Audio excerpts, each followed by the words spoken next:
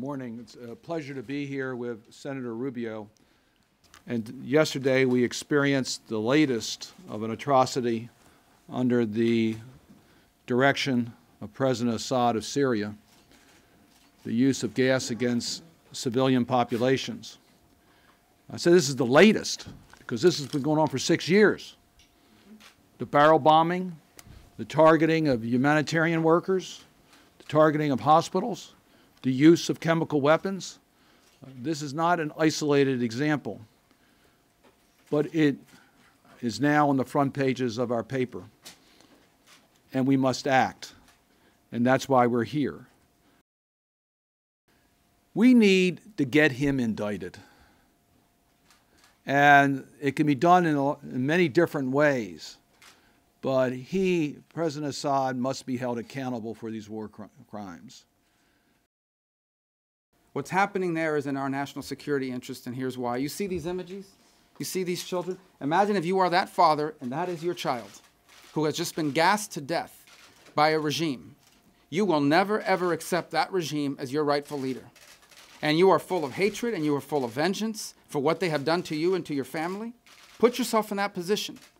And that person, many of them, are going to end up joining whichever organization in Syria has the guns and the money to fight Assad. That's what they're going to end up joining up with. And tragically, the groups on the ground, oftentimes in Syria with the most guns and the most money to fight Assad, are increasingly radical jihadist groups. There are many members of these radical jihadist groups that, quite frankly, aren't even jihadists, or at least weren't. But they joined because they're the only people they know that are fighting Assad, and they want to get him. They want to get him back for what he did to their child, what he did to their family. That's why Assad must go. As long as Bashar al-Assad is in Syria, there will be radical elements in Syria, not just fighting to get rid of him, but fighting ultimately to spread that ideology to other places. That's why it's in our national security interest. If you are a country led by Vladimir Putin like Russia is, who is going before the world and saying this was the rebels, this wasn't the regime, that's absurd. That is fake news at its highest. It's grotesque. That they could say it with a straight face is even more troubling. This would never have been possible had they not had the cover that Vladimir Putin has given Assad. And it leads to this question.